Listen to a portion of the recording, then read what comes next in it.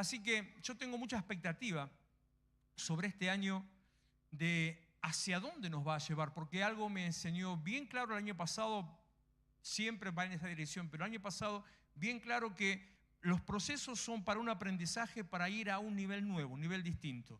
Y estas etapas nos llevan a una posición distinta, a una posición superior. Que estos procesos terminados, que te hablaste todo lo que yo iba a decir en esta parte, estos procesos terminados que dan paso a un nuevo proceso, son justamente eso, colocarnos en un nuevo nivel, en un nivel superior, en una nueva posición, en un empezar de nuevo. Como decía, ahora recuerdo la reunión del 4 de enero, el primer culto que tuvimos, el culto de primicias del año y de enero, hablando de los pequeños comienzos. Que empezar de cero no siempre es malo.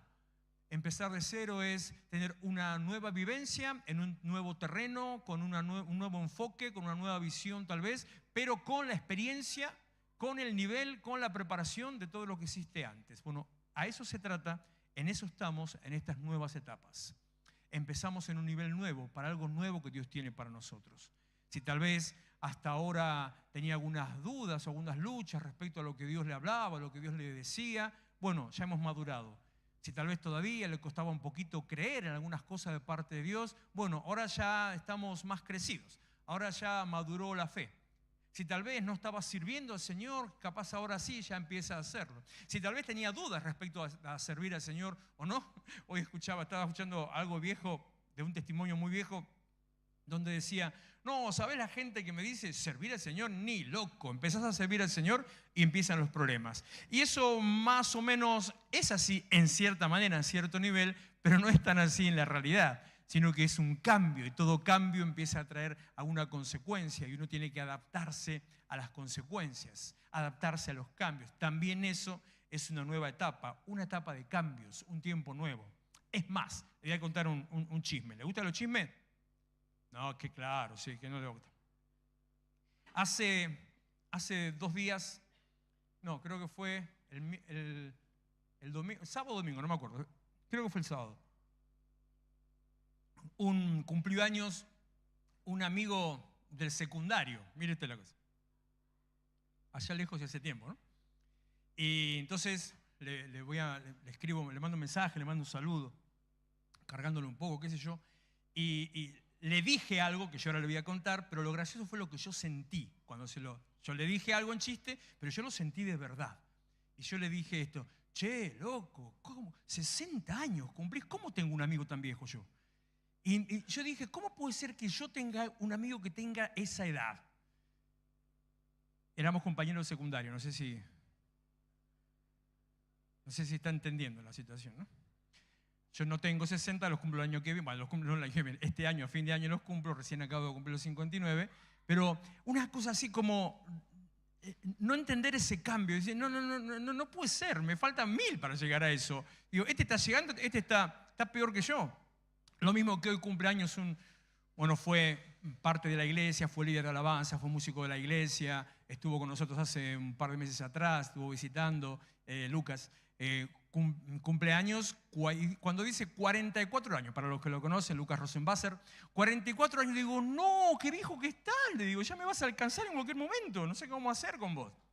Etapas a las que nos cuesta acomodarnos. Tiempos de madurez en los que nos cuesta arraigarnos, asentarnos. A veces va pasando la vida y uno quiere seguir siendo como era antes. A veces van avanzando con la vida, van apareciendo las responsabilidades, las obligaciones y uno va queriendo que no, que todo siga siendo como era antes, sin tener esas responsabilidades y obligaciones. Pero vienen con la madurez. Repito, le vuelvo a decir, nuevas etapas. ¿Escuchó hablar? Seguramente que sí. ¿Escuchó hablar de la teoría de la evolución? Esa, la de Darwin y los monos. Ya no tiene mucho asidero científico, ya quedó un poquito bastante obsoleta, y ahora va a ver por qué le estoy hablando de esto. Ya todo el mundo sabe a nivel de la ciencia, digo, que realmente lo que predica no existe, sino que para la época en que fue dictado era correcto, en el siglo XVIII, principio del siglo XIX, era correcto, entendido, pero ahora ya no, sino que ha cambiado totalmente ese concepto. Lo que decía la teoría de la evolución, o de la evolución de las especies, así se llamaba, es que básicamente nosotros descendemos del mono. lo que me deja dos enseñanzas o preguntas. Una, ahora entiendo por qué somos medio bestias, y la segunda es por qué sigue habiendo monos. Con el tiempo eso cambió, como le digo, ya no se piensa de esa manera, sino que la adaptación de la teoría de la evolución sigue existiendo como teoría, como una idea, como un pensamiento para estudiar, nada más. La adaptación actual de la teoría de la evolución dice que no descendemos de los monos, sino que junto con los monos tenemos un antepasado común. O sea que tanto los monos como los humanos descendemos de otro bicharraco, de otra especie anterior de la cual surgen ambos, monos y humanos. Básicamente lo que dicen es que descendemos de los reptiles. Esa es la idea. Tanto los monos como nosotros descendemos de los reptiles. En vez de mono, ahora somos lagartos. ¿Viste? Una cosa, qué sé yo. Que para mí no hace falta ser muy inteligente. Por eso digo, para mí la única razón que tiene de ser, la única explicación que tiene esta es que como no había manera de explicar por qué los monos seguían siendo monos mientras otros habían dejado de serlo, y como no había manera de explicar dónde está el famoso eslabón perdido, el eslabón perdido se decía era ese ser mitad humano, mitad mono, que sería la demostración de que realmente la evolución existió, como nunca jamás se encontraron restos de una cosa así, sino que siempre eran restos de monos o de humanos, no algo en el medio, como no había manera de explicarlo, entonces apareció esta variante del antecesor común, del ancestro común, del reptil o de la víbora, qué sé yo, o pez, no sé qué es lo que se le ocurre. En definitiva, le estoy hablando de esto acerca de la evolución porque la evolución de las especies no existe, el cambio entre especies no existe. Los monos no se convirtieron en humanos, los reptiles no se convirtieron en humanos, los peces tampoco se convirtieron en lagartos ni nada de eso, sino que lo que sí existe es la evolución dentro de las especies. ¿Sabe que esta es una de las cosas que la Biblia demuestra?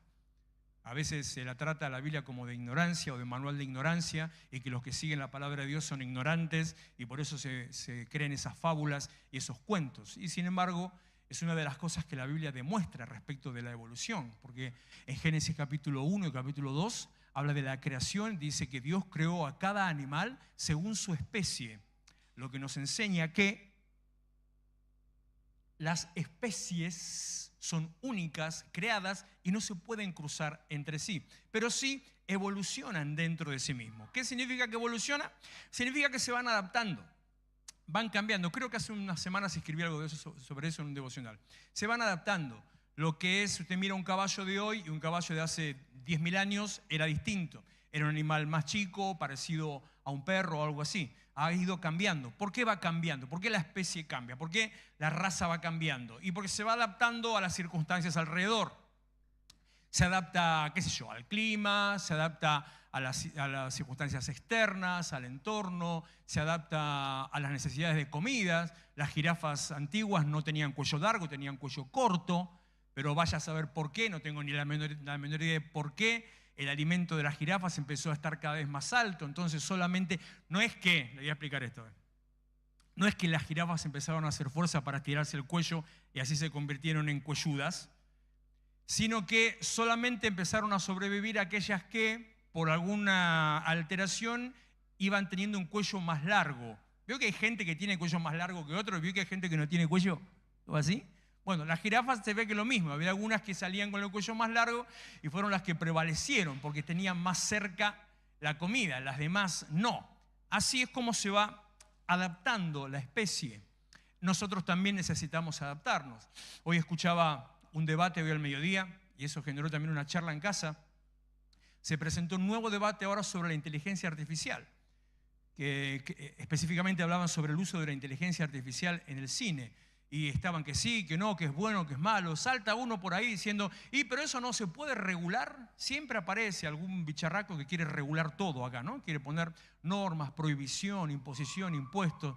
Y otro le contesta, dice, sí, se puede regular, pero lo que está va a seguir estando y lo que no se adapta se muere.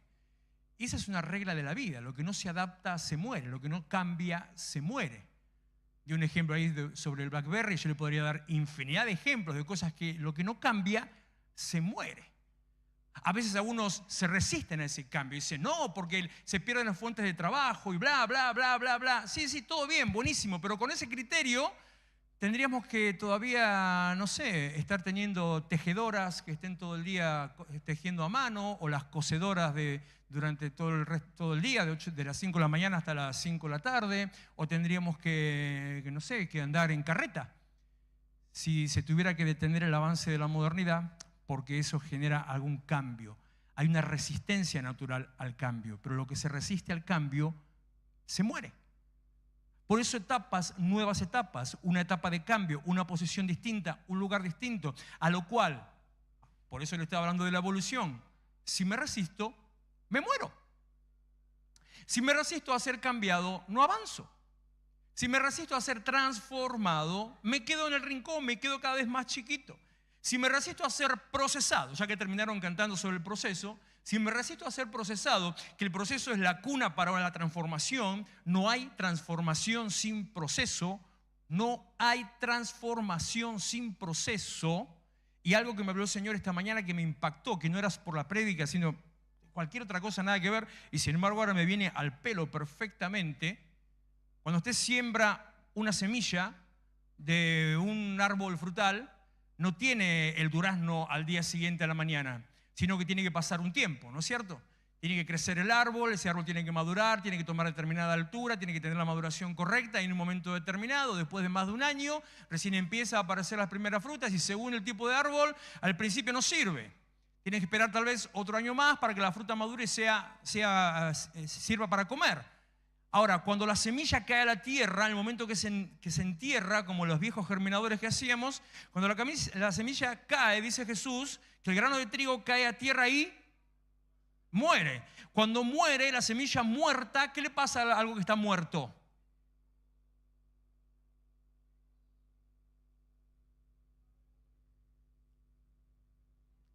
Gracias. Lo que está muerto se pudre. Lo que está muerto da olor. Lo que está muerto no sirve. La semilla cae a tierra, el grano de trigo cae a tierra y muere. Cuando está muerto se pudre, se descompone, empieza a dar olor. Y una vez que está muerto, descompuesto y con olor, empieza el proceso de la regeneración. Y de esa semilla muerta empieza a salir una raíz. Y de esa raíz empieza a crecer una planta, árbol, lo que sea, que le va a generar después el nuevo fruto. A lo que voy con esto, ¿qué le quiero decir? Que los procesos son necesarios para la transformación y el comienzo de los procesos, a veces hay mal olor. A veces las cosas no salen tan bien. A veces no me agrada lo que estoy viviendo. A veces no me gusta lo que me están diciendo. A veces no me gusta lo que me están pidiendo, lo que me están exigiendo, a donde me están empujando. A veces me resisto porque no quiero. Esto no es de Dios porque me hace cambiar. Porque a veces somos muy radicales en algunas cosas y creemos que Dios es tan lineal que lo que un día te dijo que hagas de la determinada manera, por el resto de tu vida lo vas a hacer de determinada manera. Cuando tal vez lo que Dios te dijo es, anda, de ahí para allá. Y podés arrancar caminando, después en monopatín, después en triciclo, después en bicicleta y terminás en un Uber. No lo sé, la cuestión es que vas, recorres. No rechaces los procesos, no rechaces los cambios. Empiezan con mal olor, con descomposición y muerte, pero dan fruto y un fruto de bendición. No hay fruto sin transformación, no hay transformación sin proceso. Gloria a Dios por los procesos. En Santiago 1, verso 2. Y le gusta, cuando apagan la luz y todo, le gusta la pachanga con esa canción. Pero no se quede con las luces y con la pachanga, quédese con el proceso. Hay gozo en ese proceso. Bueno, etapa, cambio, evolución, proceso. A todo eso somos llamados, en todo eso somos tocados, somos bendecidos, somos transformados. En todo eso Dios nos está poniendo para hacer algo en nosotros, en nuestra vida. En cada una de esas cosas somos confrontados, porque en medio de todo esto que le digo, transformación, proceso y cambio, también está la confrontación. Cuando te tenés que enfrentarte al cambio y rechazarlo, o enfrentarte al medio del proceso, hablando de José, ¿no? Tanto como mismo decía Gastón, hablando de José, que pasó años y años enfrentándose a una vida de proceso y confrontación. Sin embargo, no se negó, se la aguantó, esperó, porque el tipo tenía una cosa bien en claro, sabía que Dios no lo iba a dejar solo, sabía que Dios no lo iba a soltar de la mano. Entonces, cuando estás en el proceso, tenés que saber que Dios no te va a soltar. Pero, vuelvo, repito, no te resistas a los procesos, no te resistas a lo que Dios va a hacer en tu vida. En la lectura de hoy, etapas, transformación y proceso, hay un versículo. Hoy Dios me habló tanto que no sé, tengo como para 3 prédicas juntas hoy. Uno de esos versículos famosos, ¿vio? Que dice, Proverbios 22:6, instruye al niño en su camino, y aun cuando fuere viejo, no se apartará de él. Dice, en otras versiones que le leo, dice la NBI, instruye al niño en el camino correcto, y aun en la vejez no lo abandonará. Dice la de las Américas, instruye al niño en el camino que debe andar, y aun cuando sea viejo no se apartará de él. Dice la Nueva Biblia Viviente, que es la que usa Ailén, ¿no? ¿Sí? La NBB, ¿sí? Dice, enséñale al niño a elegir el camino correcto, y cuando sea viejo no lo abandonará. Distintas interpretaciones, distintos detalles, los detalles que se complementan entre sí para una sola cosa, que te está diciendo tiene que ver con la formación, porque habla de la formación, en este caso del hijo, del niño, y está diciendo que todo lo que vos hagas sobre un chico, eso que vos hagas va a marcar algo en su vida, lo va a estar marcando hacia adelante. Ahora, cuando nosotros vemos esto en la Biblia, que nos habla de transformación, nos pone por delante y nos confronta, una vez más, con lo que yo le digo, yo llamo el carácter formativo de la iglesia. Mientras estaba Moisés cantando, decía, qué loco, esto es lo que le dije antes. 3 de las canciones, creo que eran 3, poniendo en primer lugar el concepto iglesia, de estar en la casa de Dios, y la otra no me acuerdo cuál era antes de esa. El concepto iglesia, digo, hoy que el Señor me guiaba por ese lado, y es un tema tal vez un poco raro para meterse a hablar, porque no es un tema para ministrarte, no es un tema para evangelizarte, no es un tema para que tengas una transformación espiritual, es un tema un poco más técnico, es un tema más de enseñanza, aunque los miércoles siempre son más de enseñanza que otra cosa, pero el tema es iglesia, el carácter formativo de la iglesia, la responsabilidad de la iglesia. La iglesia, que somos todos, somos nosotros como cuerpo, la iglesia tiene una responsabilidad. ¿De qué? De formar, de transformar, de guiar, de bendecir. La iglesia tiene, me agarré estos cuatro versículos o estas 4 versiones para decirte esto. Mira, la iglesia tiene la obligación y responsabilidad de guiarte en el camino correcto, mostrarte el camino que debes andar, instruirte en tu camino y enseñarte a elegir el camino correcto. Ponerte las cosas ahí adelante, mostrarte dónde están, decirte cómo son, enseñarte cuál tenés que agarrar o cómo tenés que agarrar y guiarte para que vayas por el camino correcto. Aunque en los 4 casos, en definitiva es un mismo versículo, dice que aunque sea viejo no se apartará, y en el medio puede haber procesos. Procesos donde uno se aleja, procesos donde uno afloja, procesos donde uno baja los brazos, procesos donde uno es otra vez confrontado, procesos donde tiene crisis de fe, procesos en los cuales siente que ya terminó su tiempo, que era solamente para los chicos, procesos en definitiva. Pero cuando vos trabajaste en tu hijo, cuando trabajaste en la iglesia, cuando formaste el concepto, cuando criaste esa idea, cuando sea viejo, el criterio sigue estando, el valor sigue estando, el principio sigue estando, y en definitiva, aunque sea viejo, no se apartará de él. Carácter formativo. La iglesia tiene la obligación de formar. Porque el formar y en el guiar nos está llevando a un nuevo lugar, una nueva etapa de las que Dios nos está diciendo y donde nos quiere llevar. Una nueva etapa que depende de que seas guiado, que seas empujado, que seas enseñado. Una nueva etapa que principalmente te saque del lugar donde estabas, de la condición y de la situación anterior. La iglesia tiene, espérate que esta me gusta, esta la digo siempre, pero la quiero repetir hoy, porque la dice más completita. La iglesia tiene la obligación y responsabilidad de preparar a los cristianos de esta y la siguiente generación para participar del mundo de esta y la siguiente generación, para que todos formen parte de una nueva generación. Demasiado lío, ¿no? Mucha ensalada. ¿Se la explico? ¿Se la repito? La iglesia tiene la responsabilidad de formar a los cristianos, nosotros, de esta y la siguiente generación, para poder ser parte de esta y la siguiente generación en el mundo, para poder todos juntos ser parte de lo que viene, de la nueva generación. Eso es un cambio de cabeza. Te decía el domingo, cambio de pensamiento. Es necesario cambiar la manera de pensar. Es necesario mirar a Dios de una manera distinta a la que lo miramos. Es necesario empezar a mirarlo de otro modo. Yo no sé si a usted le pasó, a mí me pasaron siempre todas las cosas, pero, por ejemplo, mire esto. Cuando uno es chico, mira a los maestros, al margen de que en esta época no le dan ni 5 bolillas, pero uno es chico y mira al maestro, lo mira como con cierto respeto. Capaz que con un poco de admiración si tenés buena onda, si es buen maestro, si tiene buen feeling con vos. Lo mirás como una autoridad, ¿sí? ¿Vamos bien? ¿Estás de acuerdo conmigo? Resulta que creciste, un día ya dejaste de ser chico. Y por esas cuestiones de la vida, un día tenés un hijo. Entonces tu hijo empieza a ir a la escuela. Pasó, ¿viste lo que te digo de las etapas, no? O sea, dejaste una, ya estás en otra. Y ya estás en la escuela, y el nene va a la escuela, ya está primero, segundo, tercero, cuarto, dejémoslo en cuarto grado, y tenés que ir a hablar con la maestra. Y cuando vas a hablar con la maestra, ya no la ves como digna de respeto, la autoridad capaz que se la reconoces, no lo ves como casi un semidios, no sentís admiración, sino que lo pones a tu altura. ¿Sí? ¿Estamos de acuerdo o no? ¿O solamente a mí me pasa eso? Y si pasa, gracias Ana, vos sos la única que siempre me... Gracias Ana. Bien Ana.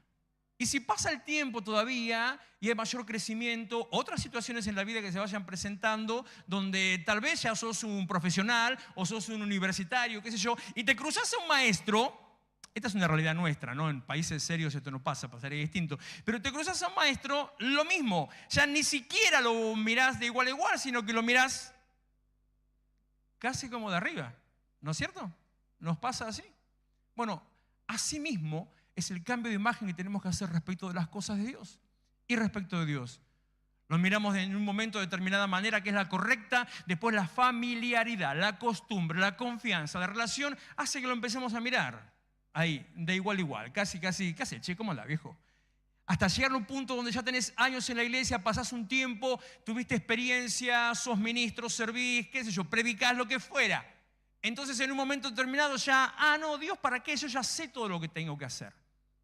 Es necesario cambiar nuestra manera de pensar, es necesario cambiar nuestra posición delante de Dios, es necesario cambiar cómo lo miramos a Él, cómo nos relacionamos con Él, para poder entrar en esta nueva etapa, una nueva etapa de bendición, una nueva etapa de alcance, una nueva etapa de procesos terminados y que cambios que no van a volver atrás. Y eso es lo que más me impacta, lo que quiero que le quede, cambios que ya no van a volver atrás. Que en esta nueva etapa, cuando yo empiece a mirar a Dios de la manera distinta a la que debe ser, cuando me coloque delante de Dios en la manera correcta, la que debe ser, cuando yo haya crecido, madurado y ya esté en un nivel superior, el que debe ser, los cambios que se estén haciendo sobre mi vida, ya no es para volver atrás, sino es para marcar un nuevo piso, una nueva base para otro futuro crecimiento, avance, un desarrollo mayor en mi vida personal, familiar, mi vida laboral, si quiere, económica y por supuesto, porque siempre nos impacta, en la iglesia. La iglesia tiene la obligación y responsabilidad de preparar a los cristianos para hacer luz, para impactar, para transformar y para guiar a otro, decía Gastón. Todo me afanó hoy.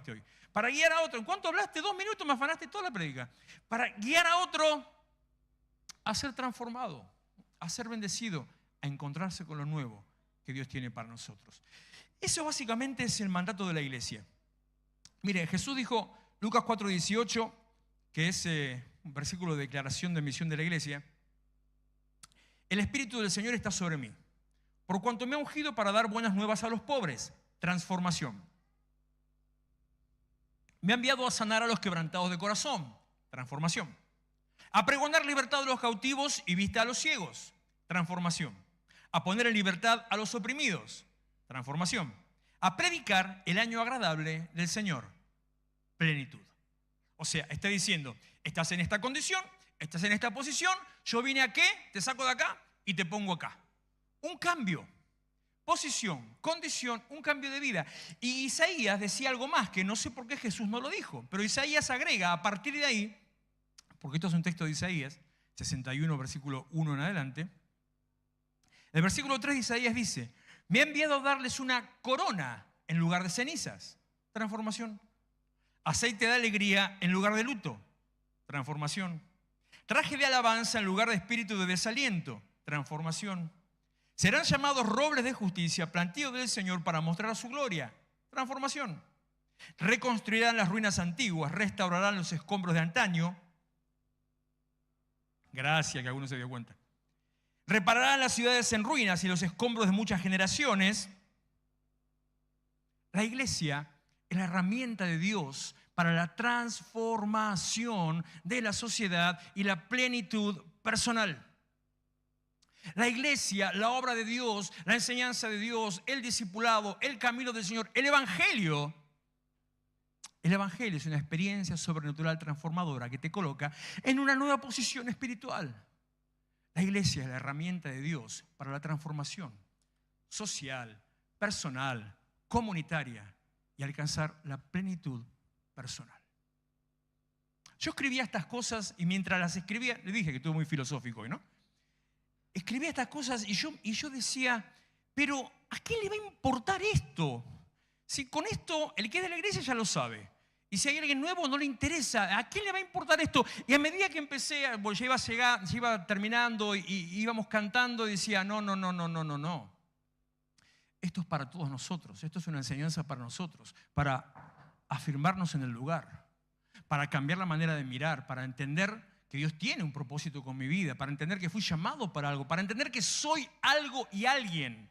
Uno de los males de la vida, por las distintas cosas que a uno le haya pasado, que pueden ser muy distintas, es esa sensación de no ser, esa sensación de anonimato, esa sensación de no pertenecer, esa sensación de no encajar, de que no sos aceptado, de que sos rechazado, de que sos marginado, de que te señalan, de que te critican, de que te juzgan, de lo que sea. Eso es un mal muy generalizado. Cuando uno lo analiza espiritualmente, tiene mucho que ver con el momento de la caída de Génesis. Y la única manera de restaurarlo es a través de la iglesia. Otra vez, la iglesia es la herramienta para la plenitud. El problema es que a veces en la iglesia no lo podemos ver o mostrar o desarrollar porque o no nos damos cuenta o no abrimos el corazón, lo dejamos ahí escondidito, no decimos nada. Y a veces lo que pasa es que creemos que no, solamente es una prueba que estás teniendo y que tenés que pasar la prueba y aguantártela, cuando en realidad lo que tenés que hacer es darte cuenta quién sos, qué sos, para qué estás, para qué fuiste llamado, para salir de la condición en que estás y entrar en un nivel de bendición, en un nivel de plenitud. Ese es el principio de Jesús. Cuando Él vino, cuando se encontró con un mundo que estaba en caos, hambre, desesperación, soledad, miseria, opresión, tiranía. Se encuentra con un pueblo que estaba bajo dominación romana. Y Pablo dice en Gálatas 4 que Jesús vino en el momento apropiado. Que el momento apropiado era ese, estaba toda esta crisis. El momento indicado, porque los momentos de crisis son funcionales al plan de Dios. Los momentos de crisis, los momentos de proceso, son los que nos abren a que Dios pueda actuar. Los momentos de desesperación, los momentos de necesidad, los momentos en los que de golpe se te mueve el piso, que vos estabas muy tranquilito, muy cómodo, se te empieza a mover el piso, es el momento en que, aunque solamente sea por manotazo de ahogado, abrís el corazón diciendo, Señor, ayúdame. Como sea, si es que antes no te acordabas. Entonces, el momento indicado para que Jesús aparezca fue ese, en medio de la crisis. Y cuando leemos Mateo capítulo 5, las bienaventuranzas, Él habla de transformación. Les habla a todos ellos de transformación. Les habla de cambiar su condición de vida por una condición mejor. Les habla de salir de la posición en que están para ir a una posición mejor. Les habla de cambiar su lamento en baile. No lo dijo Jesús, eso es el Salmo, lo dijo David. Pero en definitiva es lo mismo, transformación. Bienaventurados los pobres porque serán saciados, creo que dice. Bienaventurados los que lloran porque serán consolados. Transformación, de un lado a otro, de un lado a otro. ¿Cómo se hace esto? ¿Cuál es el canal? La iglesia es la herramienta de Dios para la transformación social, comunitaria y personal. La iglesia es el contenedor, el continente. La iglesia es la contención. La iglesia es la que te forma, te discipula, te llena y te manda para poder anunciar que hay una alternativa distinta, que se puede vivir de otra manera. Dice, si yo digo con esto termino, vienen todos estos buitres enseguida. Pero, bueno, casi que termino. Si quiere que venga, si no, no. El Señor me habló muy fuerte esta mañana en todo el proceso cerrando, en Mateo 14 y 16, que es una situación parecida a la de las bienaventuranzas, en otro momento de su ministerio. Mateo 5 es cuando Jesús casi empezó. Mateo 14 es cuando ya estaba en el segundo año de ministerio. Los dos eran en el mismo lugar, en el mar de Galilea, pero capaz que era la misma gente o distinta gente. En Mateo 5 Jesús se está presentando a ellos, cuando le dice bienaventurado, bla, bla, bla, bla. En Mateo 14, Él está hablando durante toda la tarde o todo el día. Es el famoso sermón de los 5.000. Y cuando termina, vienen los discípulos, viene Felipe, si no me equivoco, dice, Jesus, despedilos porque el catering no vino y que vaya cada uno a su casa, que tienen que comer. Y el versículo 16 les dice, fíjate que me perdí, no tienen que irse, contestó Jesús, denles ustedes mismos de comer. En ese caso se refería específicamente al alimento, que tenían hambre y ellos le iban a dar de comer. Es más, el núcleo del pasaje es ese, convertir el pan y los peces en miles de miles y con eso darle de comer a toda la multitud. Pero más allá de lo local, no te quedes con el foco en lo local, lo que nos está diciendo Jesús, lo que me está diciendo Jesús, lo que te está diciendo Jesús, es que el canal para suplir la necesidad de la comunidad es la iglesia. Denles ustedes de comer. La herramienta para la bendición del lugar donde estamos es la iglesia. Denles ustedes de comer. Capaz que no hay gente con mucha necesidad de hambre y no quiero decir que no haya gente con hambre.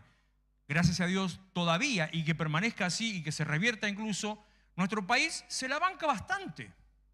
A pesar de que han hecho el gran esfuerzo, todos los políticos han hecho el terrible esfuerzo de reventarlo, todavía nos la bancamos bastante y uno no encuentra gente muerta de hambre por todos lados como puede pasar en otros lugares, como puede pasar en Haití, como puede pasar en Cuba, como puede pasar en Senegal, como puede pasar en otros lugares así. Más o menos, un poquito mejor todavía estamos. Pero lo que sí encuentra en todos lados es gente con hambre de paz, hambre de justicia, hambre de ser escuchado, hambre de sentirse pleno, porque encuentra gente triste, gente entregada, gente que renunció a sí mismo, gente que bajó los brazos, gente que simplemente se metió en una cinta automática y vive porque la vida lo lleva, nada más. Entonces vive en esa rutina de me levanto, trabajo, vuelvo, me acuesto, me levanto, trabajo, vuelvo, me acuesto y así, que no te lleva a ningún lado. O le hablas de plenitud y se piensa que es una marca de pañales, nada más. ¿En serio?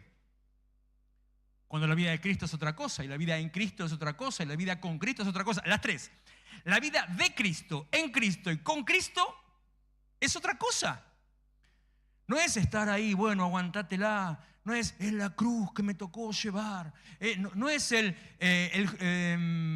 justo por la fe vivirá. No es cuanto más pobre, más santo. No es si Dios te llamó, tenés que... Esa es tremenda. Si Dios te llamó, tenés que demostrar que sos digno del llamado viviendo por fe. Y si Dios te llamó, Dios te va a alimentar, Dios te va a sostener. Familias destruidas por esa mentira, esa burrada, esa animalada. Infinidad de hijos no, tranquilo, no se asuste, hijos de pastores. Infinidades, algunos los conozco, otros pasaron en la historia. Infinidades, porque encima... En el mismo contexto de por fe y que Dios te guíe y que Dios te alimente y que Dios te sostenga, métodos de control familiar son pecado. Son control de natalidad, pecado. Entonces, lo mínimo que tenías era 5, 7, 11, 15, 14. ¿Cuánto era que tenía César? 18, 19 hijos. Porque, no, si Dios los manda, son una bendición. Entonces, lo que veías de todas esas camadas... Todos no querían saber nada con Dios, porque Dios los llevaba solamente a la miseria. Y en realidad Dios no los estaba llevando a la miseria, sino que la ignorancia de algunos los estaba llevando a la miseria. No, en, con y de Dios no es por ahí. sino que la vida en, con y de Dios es en plenitud. Por eso tenemos para dar, capacidad para dar, recursos para dar, potencial para dar. Tranquilo que también es para vos, lo que significa que tenés para recibir. Porque el que da, recibe. Porque más bienaventurado dar que recibir. Entonces, si das, si suplís, si bendecís, si contenés, recibís todo lo mismo. Y si tal vez sea tu primera vez y entonces, pero yo no di nada, entonces yo no recibo nada, tranqui. Porque si es tu primera vez, estás en la etapa de venir a recibir para ser restaurado. Una cosa que también aprendí, bueno, esto lo iba a decir más adelante, pero ya ahora sí estoy por terminar. Una de las cosas que también aprendí es que la iglesia muchas veces es la responsable de echar a la gente de la iglesia. Entonces hay gente que se alejó, se fue de la iglesia, y no porque sean rebeldes, rebeldones. ¿Ven cómo son con la contraseña ustedes? No porque son rebeldes, no porque son malos, no porque nunca fueron cristianos, no porque son gente que impía, sino porque los echaron. Malos tratos, abusos, manipulación, bla, bla, bla, bla, qué sé yo. Entonces llegás con un poquito de temor y mucho de vacío. Bueno, es tu tiempo de recibir. Denles ustedes de comer. En segundo lugar, lo primero nunca lo digo. Ana, que se anota todo, el primero era ese. La iglesia tiene parte activa en la sociedad. Nunca digo el primer título, no sé, porque tendrán un trauma con los primeros títulos. En segundo lugar, la iglesia tiene la responsabilidad de guiar y contener. Versículo 22. Enseguida Jesús hizo que los discípulos subieran a la barca. Enseguida Jesús hizo que los discípulos subieran a la barca. Pasaron todo el día. Prepararon el morfio para unos cuantos. La gente se empezaba ya a muchar y se tenían que ir. Ya se hacía de noche. Había que ir a descansar. Jesús se encargó. Él mismo hizo que los discípulos subieran a la barca. Él se encargó de subir a sus discípulos a la barca. No digo que los haya llevado a UPA, pero sí que le dijo, vos, vamos ya al bote. No, pero pará, no, nada, vos, vamos ya para el otro lado. La iglesia tiene la responsabilidad y la obligación de guiar, de mostrar el camino y de contener, como Proverbios 22:6. Instruye al niño en su camino y cuando sea viejo no se apartará. De guiar, es por allá. De contener, métete ya adentro. De decir por dónde. Del mismo modo, así como tenés esa responsabilidad, también estás en un lugar seguro, donde sos guiado, donde sos contenido y donde se te dice por dónde tenés que andar para poder recibir la bendición que todavía viene. En tercer lugar, la iglesia tiene la responsabilidad de transformar. El mismo versículo, enseguida Jesús hizo que los discípulos subieran a la barca y se adelantaran al otro lado mientras Él despedía a la multitud. Se adelantaran al otro lado, o sea que fueran antes que Él, delante de Él, hacia el otro lado, mientras Él se quedó haciendo otras cosas. La iglesia te posiciona, la iglesia te guía, la iglesia te envía, la iglesia cambia tu condición y posición. La iglesia te saca de donde estás y te lleva a un lugar nuevo. La iglesia te dice a dónde tienes que ir y te manda a cruzar el mar para ir a un lugar seguro. La iglesia es el lugar de contención y de refugio. Así como la barca es la contención, como la barca es la seguridad, como la barca te protege de la tormenta, como la barca te contiene para que cruces, que la iglesia es la barca, la iglesia es la que te lleva hacia el otro lado. Si estás atascado, si estás encerrado, si estás vacío, si te sentís seco, nada. Y lo digo esto no peyorativamente, porque alguna vez me sentí estancado, vacío, seco y nada. O sea que le hablo de mí. Si te sentís así, la iglesia es la herramienta para la transformación. La iglesia es el canal, la iglesia es la manera.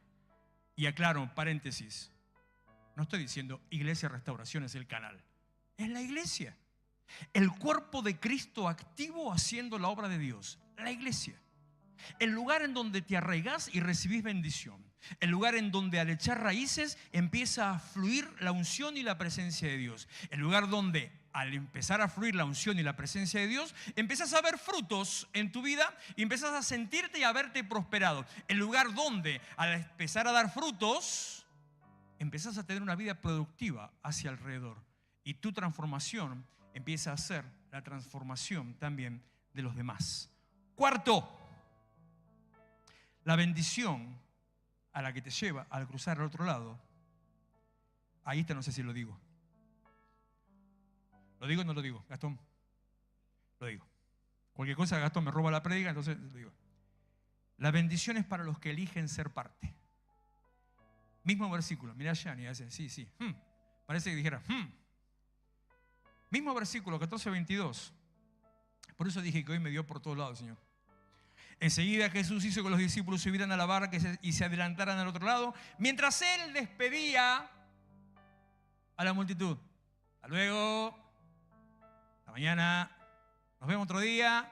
¿La pasó lindo? ¡Qué bueno! Espero volver a verlo. ¿Qué tal? ¿Todo bien? Jesús intimó con los cercanos. Jesús cuidó y metió en la barca a los íntimos. Jesús empujó, me lo imagino, invento mío esto, totalmente invento mío, aclaro. Me lo quiero imaginar a Jesús empujando la barca para que se metan en el lago, porque no tenía motorcito, saben que no había motorcito, ¿no? Empujándola. Cuando ya salieron para allá, Jesús sale y despide. Los que subieron a la barca llegaron al otro lado. Los que subieron a la barca dejaron su vieja posición. Los que subieron a la barca dejaron su vieja condición. Los que subieron a la barca adquirieron, encontraron una nueva posición y una nueva condición. Los que no se subieron no fueron transformados, no fueron bendecidos, no fueron parte, no llegaron. La iglesia es la barca que te contiene y tu lugar de refugio. ¿Sigo? ¿Sí o no? Quinto, ¿sigo o paro? No estoy diciendo eso, me da 5 minutos más, no, porque después me retan esto. Pero, mentira. Versículo 29. Quinto, cuando perdés el foco, perdés tu destino. Versículo 29. Pedro bajó de la barca y caminó sobre el agua en dirección a Jesús. Pero al sentir el viento fuerte tuvo miedo y comenzó a hundirse. Entonces gritó: Señor, sálvame. Recién te decía que la iglesia muchas veces es la responsable de echar a la gente de la iglesia. Entonces sería muy fácil decirte: porque se bajó de la barca, entonces se expuso a muchos peligros. Pero Pedro se bajó de la barca con un propósito bien claro. Se bajó de la barca porque Jesús lo llamó. Se bajó de la barca porque él canchereó. Cuando vio que había para ellos un fantasma, él dijo: Señor, si sos vos, decí que yo vaya. Esas cosas, ¿viste? Cuando vos decís algo esperando que no pase. Una cosa así. Como, mirá, te juego 100.000 pesos, ¿qué? Y vos decís: imposible que pase. Y pasa. ¿Qué haces? Eso hizo Pedro. Si sos vos, hacé que yo vaya. Vení, le dijo Jesús. Y como el otro era orgulloso, soberbio, alocado y todo lo demás, ok, la pata fuera del agua. Tenés que tener carácter, ¿eh? Díganmele traidor, qué sé yo, lo que quiera, pero el único que sacó la pata del bote fue él, ¿eh? Nadie más. Sacó la pata y empezó a caminar. Pero el problema no fue que salió de la barca. El problema fue que sacó la mirada de Jesús. Porque salió de la barca, lo miraba a él y el viento lo empezó a asustar. Y cuando el viento lo empezó a asustar, el ruido del viento le pegaría en los oídos y dijo: acá me ahogo. Cuando dijo acá me ahogo, vio el agua, dijo acá me hundo. Cuando dijo acá me hundo, se empezó a hundir. El problema no fue salirse de la barca, porque a veces no te vas de la iglesia, a veces te sacan de la iglesia. Es más, ¿lo digo o no lo digo? Gracias, Gastón. A veces Jesús te dice que salgas de la iglesia. Pero el problema no fue haberse salido de la iglesia. El problema fue que cuando salió de la iglesia, en vez de mirar a Jesús, empezó a mirar sus miedos, sus problemas, sus circunstancias, sus miserias, los acusadores, los señaladores, los marginadores y todo aquello que empezó a soplar a su alrededor. Parece un remedio de Elías, cuando empezó a mirar solamente el conflicto. Mirando el peligro, se fue, se escapó, se escondió. Pero menos mal, y ahora sí termino, que enseguida Jesús, versículo 31, le tendió la mano, lo sujetó. Ahí dice le tendió la mano, pero no dice que la mano de Pedro. A mí también me gusta imaginarme que lo agarró de los pelos. Pero es cosa mía, ¿eh? Es cosa mía. Conmigo yo me hubiera ahogado, porque por más... Mirá, nada. Pero sí, me gusta, así que por rebeldón, por caprichoso, así lo agarró los pelos y así lo levantó. Como el agua, viste que son más livianos. Entonces lo levantó y lo subió arriba de la barca.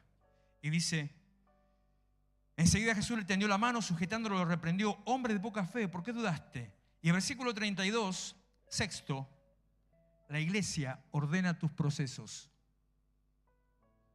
La iglesia ordena tus procesos. Cuando subieron a la barca, el viento se calmó. Cuando volvió al lugar que tenía que estar, la tormenta se disipó. Lo que lo asustaba, lo que lo hizo temer, lo que lo hizo mirar su condición. Cuando miras tu condición, no mires tu condición. No mires tu condición. Mira solamente si tenés que bajar la panza, cosas así. Entonces, si vos miras para abajo y no te ves la punta de los pies, ya hay un problema. Entonces, ahí sí mira tu condición. Pero después, por lo demás, no mires tu condición. Porque miramos nuestra miseria comparando con lo que vemos del otro. Miramos lo que sabemos de nosotros comparado con lo que vemos del otro. Y el otro se muestra muy bonito, pero capaz que adentro tiene más miseria que vos. Entonces, no mires tu miseria. Mira lo que Dios dice de vos y a dónde Dios te manda. Nada más que eso. Entonces, en ese momento, subieron a la barca y todo se calmó. La tormenta se disipó y tranquilos, todos avanzaron y siguieron. La iglesia es la herramienta de contención para la transformación social, para la plenitud personal y para que puedas llegar a un lugar distinto. La iglesia, el ser parte de la obra de Dios, y quiero ser bien claro en esto nuevamente, no piense que estoy predicando sobre iglesia física o iglesia X, sino la iglesia, ser parte de la obra de Dios, haciendo la obra de Dios, es el lugar de contención que te lleva a una posición distinta, a un lugar de bendición, a un lugar de plenitud. Póngase en pie, por favor. Ya tengo 2 minutos todavía. En 2 minutos se puede caer el techo. Cualquier cosa puede pasar. Los nuevos procesos requieren decisiones. La transformación requiere decisiones. Lo bueno, lo interesante de todo esto es que cuando terminó toda la historia y cuando suben a la barca, seguí. Cuando suben a la barca, que todo se calmó, en ese momento los que estaban en la barca, no los que subieron, los que estaban, los que después les gusta hablar pero ninguno se mandó, miran la situación, versículo 33, miran la situación y dicen, ¡wow! Verdaderamente este era hijo de Dios. La iglesia te da entendimiento, la iglesia te da discernimiento, la iglesia abre tus ojos para que veas lo que Dios está haciendo. Lo que no puedes ver porque estás afuera, solamente lo puedes ver cuando estás adentro, porque lo espiritual se entiende, se discierne solamente espiritualmente. Esta es la verdadera y la única evolución. No hay evolución de especies, hay evolución dentro de la especie. Y la evolución dentro de la especie humana es pasar de muerte a vida, de perdido a salvado, de tinieblas a luz, de ser ignorado a ser reconocido. La única evolución dentro de nuestra vida es dejar atrás nuestra vieja vida, el viejo hombre, y empezar a avanzar hasta encontrarnos con la nueva vida en el nuevo hombre. La evolución del cristiano significa subir al siguiente nivel, alcanzar un nuevo peldaño, la nueva posición de la bendición que Dios tiene para vos. Levantad tus manos unos instantes adorando su nombre. No mucho más que esto vamos a estar todavía.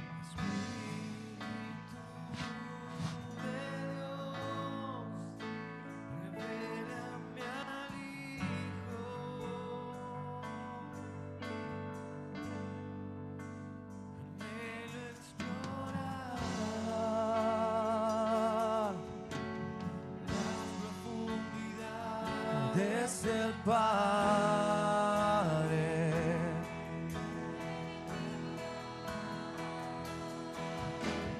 en intimidad, déjame ver tu corazón. Quiero conocerte más y permanecer en ti. Alumbra mis ojos para contemplar tu rostro. Yo quiero conocer